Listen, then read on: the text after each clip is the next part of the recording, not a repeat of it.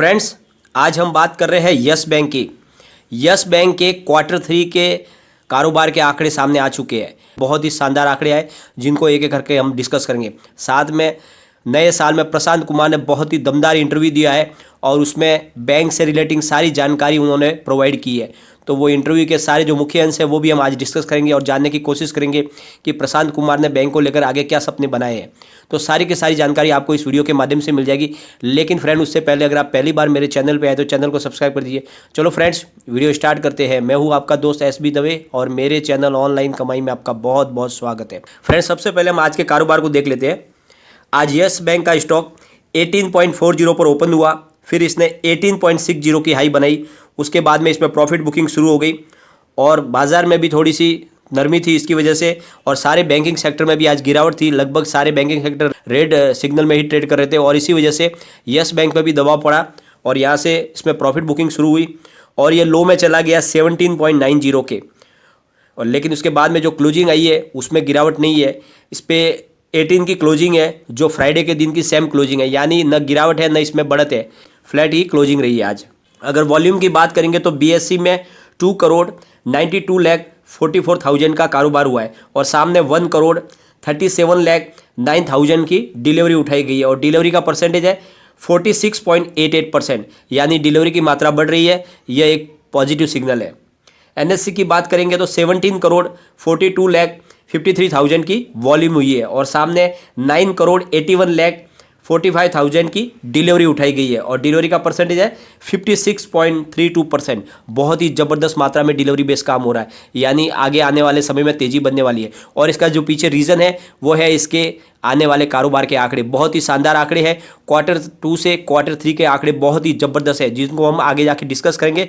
लेकिन उससे पहले हम प्रशांत कुमार के जो इंटरव्यू दिया है उस इंटरव्यू के कुछ मुख्य अंश है उनको हम डिस्कस करेंगे। पहले प्रशांत कुमार ने कहा है कि हमने 75% फंड की व्यवस्था पहले से करके रखी थी। जब बैंक को हमारे अंडर में दिया गया तब हमने उस समय हमारे पास 75% फंड की व्यवस्था थी और साथ में हम 50% से लेकर 60% बैड लोन को रिकवर करने की काबिलियत रखते थे। यानी हमारे पास ज़्यादा मुसीबत की घड़ी में भी हमारे पास कम से कम एक्स्ट्रा हमारे पास 75% का फंड था और साथ में हमारे पास जो कैपेसिटी थी कि हम 50% से लेकर 60% तक का बैड लोन रिकवर कर पाएंगे। तो इसे हमने उस रिजोल्यूशन को पूरा कर लिया। अब मॉरेटोरियम के 9 महीने पर अब हम इस बात को कह सकते हैं घरों के साथ कि अब हम full flash banking business mode में आ चुके हैं। हमारे पास कैपिटल की कोई कमी नहीं है, 20% कैपिटल एडिक्वेंसी में है। प्रशांत कुमार का कहना है कि अब हमें लिक्विडिटी और कैपिटल की कोई कमी नहीं है, हमने उसकी मैनेज करके रखा है, उसकी व्यवस्था की हुई है। साथ में प्रशांत कुमार का कहना है कि हमने रिटेल और कॉरपोरेट बिजनेस को भी अच्छी तरह से मैनेज करके रखा हुआ है। हमारा जो कारोबार है वो पूरी तरह से पटरी पे चल रहा है और हम हमेशा RBI के साथ में टच में है और उनके कहे अनुसार ही चल रहे हैं और हमारी पुरानी रिकवरी की भी अच्छी तरीके से हो रही है। जो हमारे बैड लोन है उसको भी हम अच्छे से रिकवर कर पा रहे हैं और हम क्वार्टर दर क्वार्टर अपना अच्छा परफॉर्म कर रहे हैं।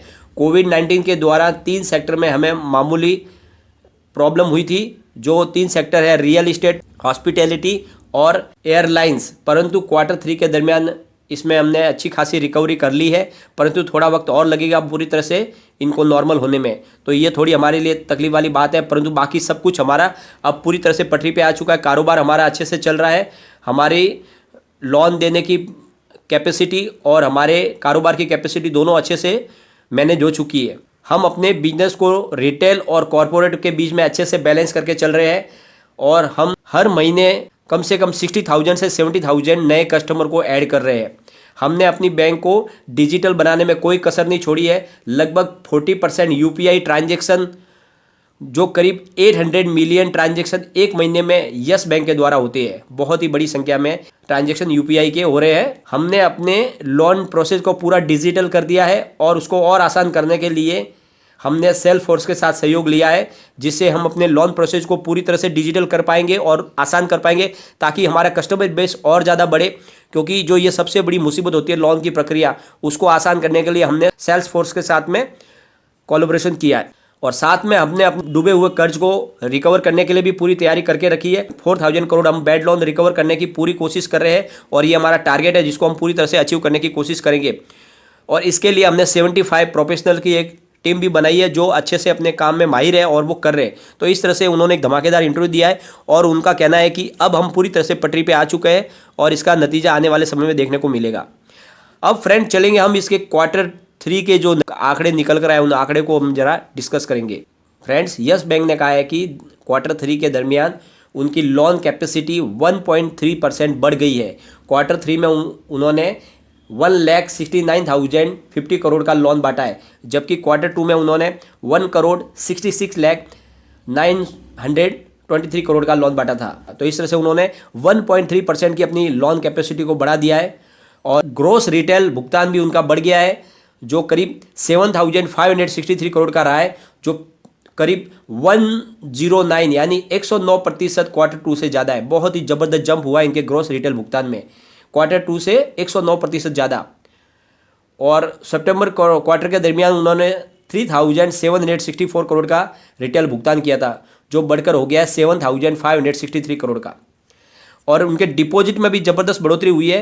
क्वार्टर से क्वार्टर दरमियान उनका करीब 7.7% का ग्रोथ बढ़ रहा है डिपॉजिट के अंदर, और डिपॉजिट उनका हो गया करीब 1,46,233 करोड़ का, जबकि पिछले साल ये था उनका 1,35,815 करोड़ का। तो उसमें भी बहुत ज़्यादा बढ़ोतरी हो चुकी है डिपॉजिट में भी।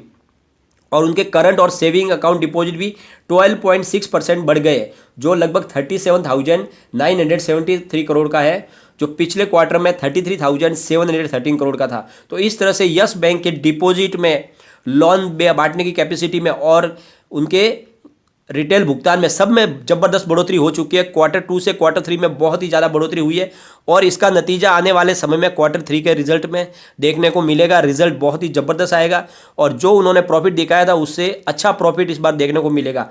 तो इस वजह से Q3 के रिजल्ट के बाद में इसमें बहुत ही ज़बरदस्त तेज़ी देखने को मिलेगी और यस बैंक भी पूरी तरह से पटरी पे चल रही है। और जो प्रशांत कुमार ने अपना विजन बताया उससे एक बात साफ जाहिर हो रही है कि यस बैंक लगातार अच्छा कर रही है और यस बैंक में आपको घबराने की कोई ज़रूरत नहीं है, क्योंकि यस बैंक पे पूरा कंट्रोल SBI का है और SBI गवर्नमेंट के द्वारा प्रायोजित बैंक है, देश की सबसे बड़ी सरकारी बैंक, और उसके अंडर में चलती है यस बैंक। इसलिए एक बात आप समझ लो, यस बैंक भी एक तरह से सरकारी बैंक है और इसलिए यस बैंक में आपको ज़्यादा घबराने की ज़रूरत नहीं है और इसमें आप इन्वेस्टमेंट करोगे तो आपको आने वाले समय में बहुत ही शानदार प्रॉफिट मिलेगा। और अब इसकी जो हेल्थ है वो लगातार अच्छी हो रही है और अपने आप को उन्होंने डिजिटल प्लेटफॉर्म पर खड़ा कर दिया है और जिसकी वजह से उनके कस्टमर बेस में बहुत ज़्यादा रिकवरी हो रही है, बहुत ज़्यादा बढ़त हो रही है और ये नतीजा जो है वो लगातार अच्छा होने वाला है। Q3 से भी Q4 का रिजल्ट और भी शानदार आएगा, तो इस लेवल पे आपको इन्वेस्टमेंट कर लेना चाहिए। लेकिन फिलहाल जो प्राइस है वो बढ़ेगी इसके Q3 के रिजल्ट डिक्लेयर होने के बाद। लेकिन जो ये रिपोर्ट है, ये रिपोर्ट भी इसमें तेज़ी ला सकती है। लेकिन फ्रेंड्स, कोई भी इन्वेस्टमेंट करने से पहले अपने फाइनेंशियल एडवाइजर से एक बार एडवाइस ले लें या अपना खुद का रिसर्च करें, क्योंकि मैंने वीडियो आपके एजुकेशनल पर्पज़ के लिए ही बनाया। वीडियो पसंद आए तो लाइक शेयर जरूर कीजिए और चैनल को सब्सक्राइब कर दीजिए। Thank you friend.